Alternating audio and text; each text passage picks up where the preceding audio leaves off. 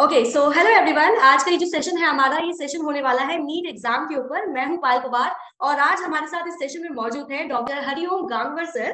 तो doctor Hariom गांगवर sir जो है वो नीट के बायोलॉजी फैकल्टी हैं और उन्होंने बहुत सारे स्टूडेंट्स को डिफरेंट मेडिकल एग्जाम्स क्लियर करने में सक्सेस दिलाई है। गंगवार सर की स्पेशलाइजेशन बायोलॉजी और पर्टिकुलरली एनसीईआरटी कॉन्सेप्ट्स में है। सर ने prestigious king George medical university Lucknow से एमबीबीएस किया हुआ है और उन्होंने बहुत सी मेडिकल बुक्स पब्लिश की हैं। और रिसेंटली आपको बता दें, दिशा पब्लिकेशन के साथ सर की newly launched book NCERT tablet biology भी है।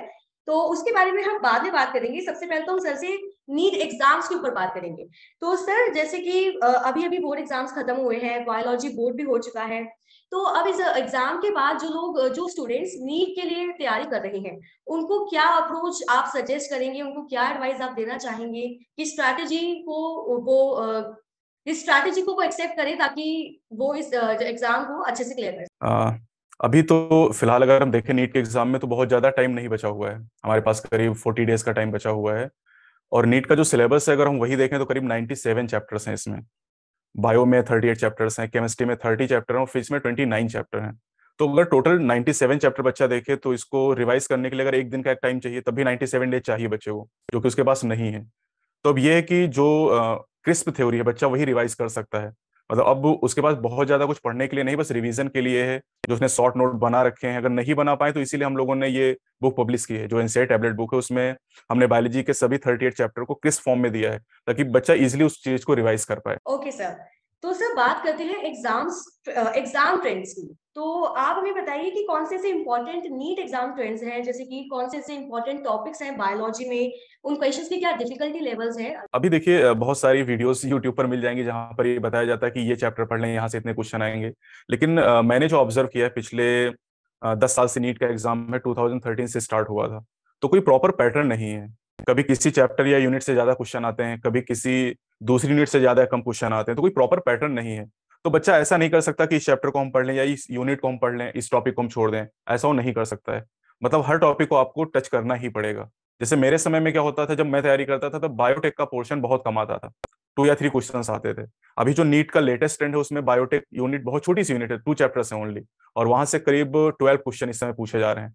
तो कोई ऐसा फिक्स ट्रेंड नहीं कि इस टॉपिक को हम पढ़ लें या इस यूनिट को हम पढ़ लें तो यहाँ से ज्यादा क्वेश्चन कवर हो जाएगा। ह्यूमन फिजियोलॉजी से जनरली ज्यादा क्वेश्चन पूछे जाते हैं, लेकिन अभी लास्ट ईयर ह्यूमन फिजियोलॉजी से कम क्वेश्चन है और प्लांट फिजियोलॉजी से ज्यादा पूछा गया। तो मैं बच्चों को ये सजेस्ट करूंगा कि कोई पर्टिकुलर टॉपिक ऐसा ना करें कि उस टॉपिक को ज्यादा रिवाइज करें, कुछ टॉपिक को स्किप कर दें। जैसा कि बहुत सारी वीडियोस मैंने देखा है कि टीचर बता रहा है कि ये टॉपिक कर लो, ये टॉपिक कर लो, यहाँ ज्यादा क्वेश्चन आता है, लेकिन नीट का कोई पैटर्न सेट नहीं। तो सर, जो नीट का जो एग्जाम होगा उसमें जो क्वेश्चंस आएंगे तो उसका डिफिकल्टी लेवल कैसा होगा, ये आप बताइए कि लाइक Dif- एवरेज होगा, बिलो एवरेज, अबव एवरेज, कैसा। नहीं, ये प्रिडिक्ट कर सकते हैं, केवल एक अंदाजा लगा सकते हैं। नीट 2018, 2019, 2020, 21 तक का जो पेपर था वो नीट का पेपर था इजी टू मीडियम लेवल। लेकिन नीट 2022 का जो पेपर रहा वो मीडियम टू हार्ड लेवल चला गया।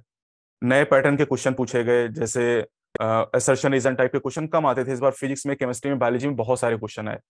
Matching column type question, statement based question, जो एम्स का पैटर्न था उसकी तरफ हमारा नीट का एग्जाम शायद शिफ्ट हो रहा है, मुझे ऐसा लग रहा है। क्योंकि अभी एम्स का जो एग्जाम है, जिपमेर का जो एग्जाम, वो भी नीट में इंक्लूड कर दिया गया। पहले इन दो एग्जाम को बाहर रखा गया था। तो मुझे लगता है कि एम्स को टच कर रहा तो थोड़ा सा पेपर का डिफिकल्टी लेवल बढ़ा है बायो में। और इस बार तो question option in option type का उन्होंने बनाया, मैंने नाम दिया ऑप्शन इन ऑप्शन टाइप। मतलब एक क्वेश्चन उन्होंने फ्रेम किया, उसमें 5 ऑप्शंस दिए, फिर 5 ऑप्शन के फिर 4 ऑप्शन उन्होंने बनाया कि ए बी सी सही है, बी डी ई सही है, बी सी डी सही है, ए बी डी सही। इस तरह के क्वेश्चन उन्होंने फ्रेम किए। तो मतलब एक क्वेश्चन को पढ़ने में और उसको सॉल्व करने में करीब 2-3 मिनट लग जा रहे हैं। जबकि नॉर्मली जो पेपर होता था नीट 17 से लेकर 21 तक का जो पेपर रहा, उसका डिफिकल्टी लेवल बहुत ईजी रहा। तो अब मुझे लगता है कि आने वाले समय में जो बायो का पेपर हो, थोड़ा सा डिफिकल्टी लेवल उसका बढ़ेगा। ओके सर, तो अब बात करते हैं कि दिशा पब्लिकेशन के साथ आपकी newly launch book NCERT tablet biology के बारे में। तो सर, जो ये बुक है एनसीईआरटी टैबलेट, ये एस्पिरेंट्स को किस वे में हेल्प करेगी जो उनका अपकमिंग नीट एग्जाम है। इस बुक के हमें कुछ फीचर्स बताइए और ये बताइए कि स्टूडेंट्स के लिए कैसे हेल्पफुल रहेगी उनके नीट एग्जाम के लिए। इस बुक में वो सारी चीजें मैंने बच्चे के लिए करके दी हैं जो एक स्टूडेंट खुद करता है, और उसमें बहुत ज्यादा टाइम उसको लगाना पड़ता है। जैसे एनसीईआरटी में अलग अलग चैप्टर्स में शेप दे रखे हैं, साइजेस दे रखे हैं। तो इन शेप और साइजेस को, जैसे एनसीईआरटी में बच्चा सेल चैप्टर पढ़ता है, तो सेल चैप्टर में वहां पर माइटोकॉन्ड्रिया का साइज दिया हुआ है, आरबीसी का साइज दिया हुआ है, डब्ल्यूबीसी का शेप दिया हुआ है, आरबीसी का शेप दिया हुआ है, कॉलमनर सेल का शेप दिया हुआ है। तो एनसीईआरटी के अलग अलग चैप्टर में जो डेटा दिया गया, हमने उसको एक साथ कलेक्ट कर लिया है। साथ ही जितने भी एनसीईआरटी में अलग अलग साइंटिस्ट दिए गए कि उनका फील्ड क्या है, किससे रिलेटेड है, जैसे अर्नेस्ट मायर इवोल्यूशनरी बायोलॉजिस्ट हैं, अल्फांसो कॉटी की बात करें तो इटालियन एनाटॉमिस्ट हैं। ये अलग अलग जगह पर एनसीईआरटी में सब चीजें बिखरी हुई हैं, हमने इनको एक साथ कलेक्ट कर लिया है। एनसीईआरटी में जितने भी अलग अलग साइंटिस्ट और उनका जो भी रोल है, जैसे shell theory was given by Schleiden and Schwann, ribosome was discovered by George Palade, या फिर अगर हम बात करें lac operon model, Jacob and Monod, तो ये जितने भी एनसीईआरटी में अलग अलग साइंटिस्ट और उनका जो भी रोल रहा वो हमने एक साथ इकट्ठा कर लिया है। एनसीईआरटी में जितनी भी अलग अलग सेल्स दी गई हैं उन सारी सेल को हमने एक साथ कलेक्ट करके यहाँ पर दे दिया है। एनसीईआरटी में जितने भी सिटीज, कंट्रीज, जितने भी प्लेसेस हैं वहां से कोई रिलेटेड, जैसे इंडियन बॉटनिकल गार्डन अभी हावड़ा कोलकाता में है, एनबीआरआई लखनऊ में है, तो ये जितनी भी चीजें हैं लेक विक्टोरिया ईस्ट अफ्रीका में है, तो ये सब एनसीईआरटी में अलग अलग चैप्टर्स में दिए हुए हैं, हमने एक साथ इनको कलेक्ट कर लिया है। नॉर्मली जैसे मैंने भी तैयारी की, तो मैं भी जब तैयारी करता था तो उस समय मैं इन चीजों को कलेक्ट करके एक पेज पे एक जगह इकट्ठा करता था, उसमें बहुत टाइम लगता था। तो अब ये जो बुक है इसमें ऑलरेडी सारी चीजें कंसाइज फॉर्म में करके दे दी गई हैं। साथ ही साथ जो सबसे बेस्ट पार्ट है वो ये है कि हर पॉइंट के आगे एक टैगिंग हमने कर दी है कि ये पॉइंट इस ईयर में पूछा गया था नीट के एग्जाम में। तो उससे क्या होता है कि जैसे एनसीईआरटी बच्चा खुद से पढ़ता तो वहां पर कोई टैगिंग नहीं है, तो बच्चे को इंपॉर्टेंस पता नहीं चलती कि ये लाइन ज्यादा इंपॉर्टेंट है या इस लाइन को हमें छोड़ना है या इस लाइन को हमें ज्यादा बार रिवाइज करना है। तो हमने इस बुक में हर एक पेज पे हर एक लाइन में टैगिंग कर रखी कि ये क्वेश्चन नीट 2019 में आया, 2020 में आया, इस तरीके से पूरा इसमें टैगिंग कर दी गई है। ओके सर, तो ये बताइए सर कि स्टूडेंट्स को आप क्या एडवाइस देना चाहेंगे कि एग्जाम से 1 या 2 हफ्ते पहले से वो किस तरह से रिविजन स्टार्ट करें अपनी? एग्जाम में जब थोड़ा सा टाइम बचता है तो बच्चे को ये लगता है कि मुझे अब चीजें भूलती जा रही हैं, जो हमने साल भर चीजें पढ़ रखी थी तो वो चीजें मुझे भूल रही हैं। तो मैं अब क्या करता था, जब मैं प्रिपरेशन करता था तो मैंने बहुत सारे फॉर्मूले के चार्ट बना रखे थे, बहुत सारा डेटा कलेक्ट कर रखा था, तो उसको मैं रिवाइज करता था। तो इस बुक में तो ऑलरेडी वो चीजें दी गई, तो बायो में तो वो इसको इजिली कर सकता है। शुरुआत में हमने 26 पेजेस में सारा डेटा, सारे साइंटिस्ट, जितने भी फील्ड हैं एनसीईआरटी में, जितने भी अलग अलग टाइप की सेल हैं, जो भी बेसिक्स हैं जिन बेसिस पे क्लासिफिकेशन किया गया है, वो सारी चीजें हमने इसमें कलेक्ट कर दी।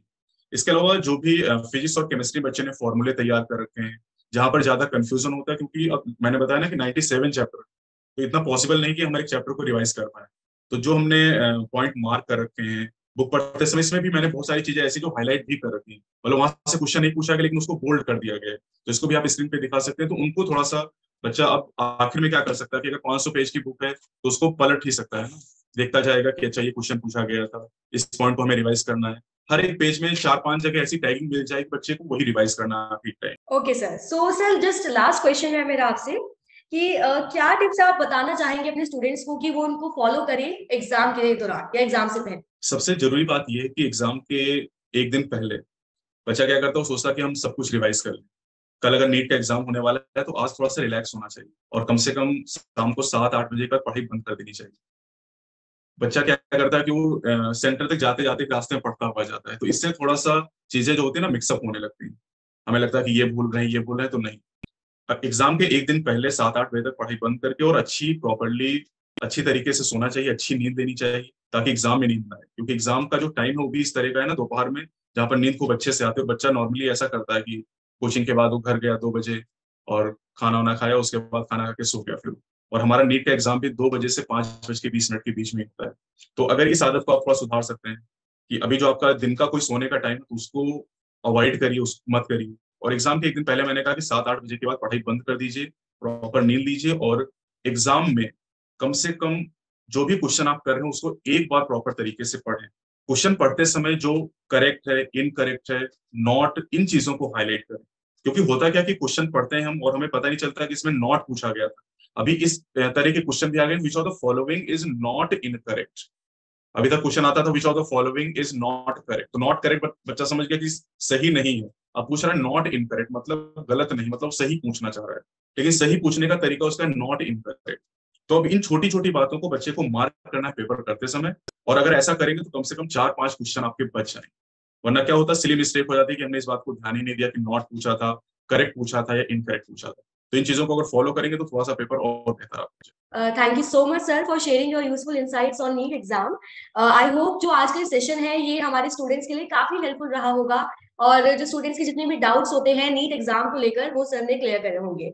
तो आज के लिए बस इतना ही, दैट्स इट फॉर टुडे। मिलते हैं नेक्स्ट वीक किसी और एग्जाम के ऊपर बात करते हुए। Thank you so much everyone for joining this session, and till then bye bye, take care, thank you.